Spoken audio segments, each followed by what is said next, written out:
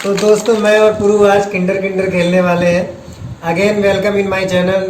मैं हूं आपका होस्ट एंड दोस्त नरेंद्र तिवारी।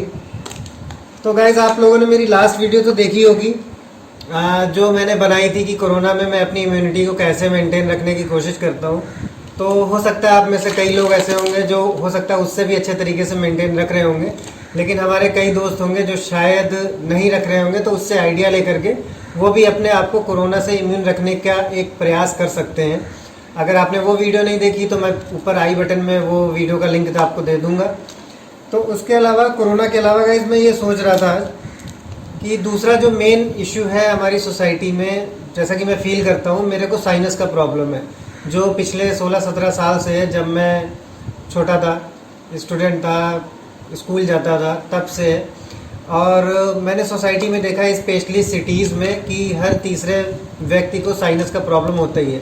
साइनस के अलावा भी जब वेदर चेंज होता है, पोल्यूशन होता है, स्मॉग होता है, तो लोगों को कोल्ड, कफ और वायरल फीवर की प्रॉब्लम होती रहती है। तो गाइस आज मैं आपसे अपनी बेस्ट 3 प्रैक्टिसेस शेयर करूंगा जो मैं वायरल या साइनस का प्रॉब्लम होने पे या कोल्ड या कफ होने पे मैं खुद करता हूं। और दोस्तों तीनों ही जो नुस्खे हैं वो वैसे सुनने में बहुत हल्के लगते हैं, जो मुझे भी लगते थे, लेकिन जब से मैंने उन प्रैक्टिसेस को फॉलो करना स्टार्ट किया है सच में मुझे बहुत फ़ायदा हुआ है। और डॉक्टर के चक्कर काटने से या फिर एंटीबायोटिक्स या फिर बार बार क्रोसिन या कॉम्बिफ्लेम या ये दवाएं लेने से बेहतर है आप घरेलू नुस्खे आजमाएं। और कई बार ऐसा होता है कि हमें डॉक्टर के पास नहीं जाना पड़ता या फिर हमें फालतू में एंटीबायोटिक्स नहीं खानी पड़ती है।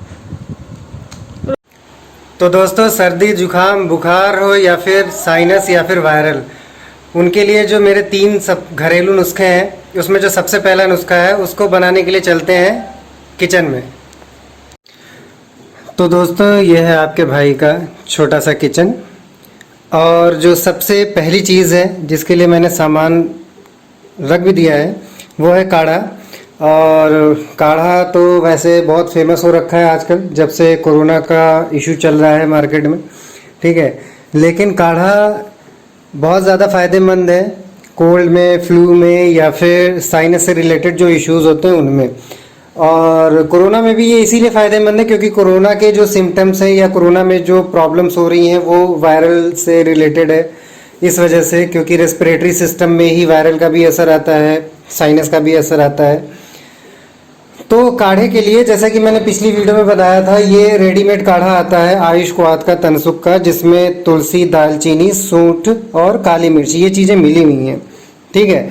लेकिन आप यकीन मानिए मेरे दोस्तों, जो ये रेडीमेड काढ़ा आता है मार्केट से, इससे कहीं ज़्यादा बेहतर है।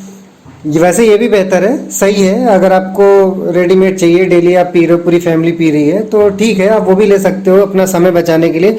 अदरवाइज़ अगर आप अपने किचन में रखी हुई चीज़ों से अगर आप बनाते हो तो उससे बेस्ट काढ़ा नहीं हो सकता है। तो मैं क्या क्या चीज़ें यूज़ करने वाला हूँ, काली मिर्च यूज़ करने वाला हूँ, अदरक, तुलसी, दालचीनी, लौंग, और उसके बाद थोड़ा सा नींबू भी, और उसके अलावा हल्दी और गिलोय का जूस। और आई थिंक ये मैक्सिमम चीज़ें घरों में होती है। और एक चीज़ मैं भूल गया, वो है पतंजलि का ये शक्कर की जगह पे ये गुड़ का पाउडर मैंने मंगा करके रखा हुआ है, जो बहुत यूज़ करने में आसान है। तो ये सारी चीज़ें मैं यूज़ करके बनाने वाला हूँ काढ़ा। गाइस काढ़ा बनाने के लिए ये करीब 300 ml पानी होगा मेरे गिलास में, तो उसको हम पॉट में डाल देते हैं। और ये पूरा भर के मैंने इसलिए डाला है क्योंकि इसको आपको तब तक गर्म करना है जब तक ये 1/4 नहीं हो जाता है, क्योंकि तभी ये असर करेगा। और जो मैंने क्वांटिटी ली हुई है, ऐसा नहीं है कि अगर आप 1 कप अपने लिए सिर्फ बना रहे हो तो इतना डालना है, इतना नहीं डालना है, बस थोड़ा थोड़ा सा करके डालना है। तो दोस्तों 1 कप काढ़ा बनाने के लिए वैसे काली मिर्च मैंने पहले से इसमें डाल करके कूट ली थी। उसके अलावा 1 कप में मैं 2 लौंग डाल लेता हूँ। अगर आप ज़्यादा डालते हो तो ज़्यादा डाल सकते हो, जैसे कि अभी गर्मियों का मौसम चल रहा है तो मैं ज़्यादा नहीं डालूँगा क्योंकि गर्म करता है ये। और वैसे भी मुझे अभी कोई इतनी ज़्यादा प्रॉब्लम है नहीं, तो पूरा सारा डालने की ज़रूरत भी नहीं है। तो उसके अलावा दालचीनी डाल दी और अदरक डाल दिया। अब इसको हम कूट लेते हैं। ये दालचीनी, लौंग और काली मिर्च और अदरक कूट करके मैंने पानी में डाल दिया है। उसके बाद 1 टीस्पून आप हल्दी का इसमें डाल दीजिए। हल्दी के बाद तुलसी की पत्तियां तोड़ करके आप इसमें डाल दीजिए। वैसे ये सारी चीज़ें अभी तो मैं लखनऊ में अपने घर में हूँ, वरना सारी चीज़ें दिल्ली में भी मेरे रूम पे रखी हुई हैं। केवल तुलसी का पेड़ नहीं है, वो भी इस बार जब मैं वापस जाऊंगा तो एक तुलसी का छोटा सा पौधा लगा लूंगा ले जा करके, क्योंकि अब तो कोरोना का टाइम चल रहा है और 2 महीने के बाद फिर से अक्टूबर नवंबर में सर्दियां आएंगी तो फिर से कोल्ड का खतरा भी बढ़ जाएगा। तो ऐसे में तुलसी और ये सारी चीज़ें बहुत इंपॉर्टेंट है। तुलसी के बाद आप 1 चम्मच गिलोय का जो रस है वो इसमें आप मिला दीजिए। गुड़ आप चाहें तो अभी डाल सकते हैं या फिर इसको बन जाने के बाद भी आप मिला सकते हैं। दोस्तों ये पतंजलि का गुड़ का जो है पाउडर है और 1 चम्मच, बाकी आप अपने स्वादानुसार कम या ज़्यादा भी कर सकते हैं। मैं 1 चम्मच इसमें डाल ले रहा हूँ क्योंकि ऑलरेडी इसमें इतनी चीज़ें हैं तो थोड़ा सा टेस्ट वैसा हो जाता है। बाकी गुड़ से भी बेहतर है शहद आप डाल सकते हैं, लेकिन शहद इस समय ख़त्म है तो मैं गुड़ का ही इस्तेमाल कर रहा हूँ। और दोस्तों ये सारी चीज़ें डालने के बाद आप इसको जो है धीमी आंच पे ढक दीजिए कम से कम 15 मिनट के लिए। और जब ये पूरा पानी जो मैंने डाला था जब ये 1/4 हो जाएगा उसके बाद ही आप इसको निकालिएगा।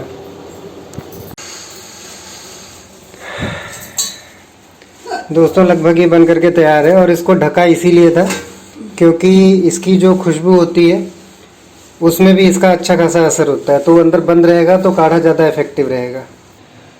तो गाइस जो पूरा गिलास भर के पानी डाला था वो अब बनने के बाद इतना बचा हुआ है और इसमें हम डाल लेते हैं थोड़ा सा नींबू ताकि इसका असर और तगड़ा हो जाएगा। ज़्यादा नहीं, बस थोड़ा सा डाल लीजिए, 5-10 बूंदे।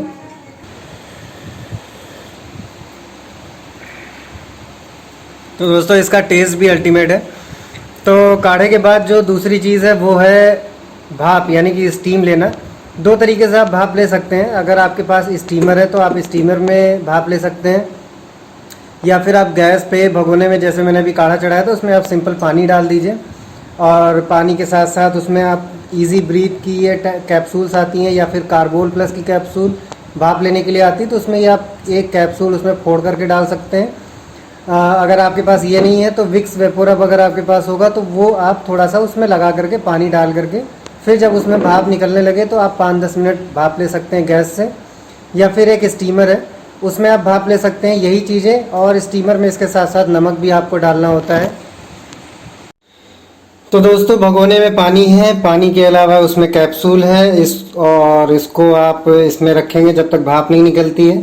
फिर आप इसमें 5-10 मिनट भाप ले सकते हैं और ये भाप लेने का बेस्ट तरीका है। और जब भी मुझे कुछ इश्यू होता है जुकाम या बुखार से रिलेटेड तो मैं प्रेफर करता हूँ गैस पे भाप लेना। अदरवाइज़ आप स्टीमर पे भी भाप ले सकते हैं। कभी कभार स्टीमर ख़राब हो जाता है तो फिर आप इस पे भाप ले सकते हैं। दोनों ही तरीके अवेलेबल हैं, मतलब हम कोई भी बहाने नहीं बना सकते कि मेरे पास स्टीमर नहीं है तो मैं भाप नहीं ले सकता हूँ, क्योंकि ये स्टीमर से भी बेटर तरीका है भाप लेने का। तो दोस्तों ये है स्टीमर जो कि आप किसी भी साइट से ऑनलाइन भी मंगा सकते हैं। 250-300 350 रुपये इसी के आसपास का मिल जाएगा। मैं इसका लिंक भी डाल दूंगा। मैंने ऑलरेडी इसमें पानी डाला है, 1 कैप्सूल मैंने इसमें फोड़ करके डाली हुई है और नमक डाला हुआ है, क्योंकि नमक डालने पे ही स्टीमर पे भाप बनती है। तो आप इसको चाहे तो लिंक से भी मंगा सकते हैं। और भाप लेने के बाद फिर आप थोड़ी देर 3-4 मिनट जो तौलिया है, टॉवेल है, वो अपने फेस पे ही रखिएगा, क्योंकि अगर आप तुरंत हटा देंगे तो फिर ठंडा गर्म से जुकाम हो सकता है, क्योंकि बाहर की हवा ठंडी होगी और आपका चेहरा गर्म होगा। तो चलिए भाप लेते हैं, मैं भी भाप ले लेता हूँ। और इसके साइनस और कोल्ड के अलावा जो कोरोना के पेशेंट्स हैं, जो लोग होम क्वारंटीन हैं, उनके बारे में भी मैंने न्यूज़ में सुना है कि उन लोगों ने भी ट्रीटमेंट के साथ साथ भाप भी लिया हुआ है।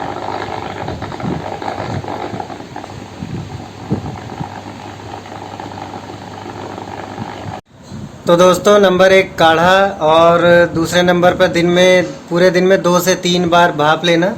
इन दोनों के अलावा जो तीसरी और रामबाण दवा है वो है सोने से आधे घंटे पहले। जैसा कि मैं अपने फेवरेट गिलास में ये दूध ले रखा हूँ, तो 1 गिलास दूध और उसमें 1 चम्मच हल्दी मिला करके आप पीजिए। आपको साइनस का इशू रहता है या फिर सर्दी जुकाम बुखार या फिर वायरल है किसी भी वजह से, तो यकीन मानिए ये तीनों चीज़ें अगर आप रूटीन फॉलो करेंगे तो मोस्ट ऑफ द टाइम आपको जो आप क्रोसिन लेते हैं, कॉम्बीफ्लेम लेते हैं या फिर आप एंटीबायोटिक्स लेते हैं, आपको उसकी ज़रूरत ही नहीं पड़ेगी। आपको केवल ये रूटीन फॉलो करने से ही आपकी प्रॉब्लम ज़्यादातर टाइम खुद ही ठीक हो जाएगी। इसके अलावा कुछ और छोटी छोटी मगर मोटी बातें जिनका आपको ध्यान रखना है, जैसे कि ठंडी चीज़ों से आप दूर रहिए और ठंडी तासीर वाली चीज़ें जैसे कि केला हो गया, इन सब चीज़ या फिर जूस हो गया, आप रॉ फल खाइए, फलों के जूस से आप दूर रहिए।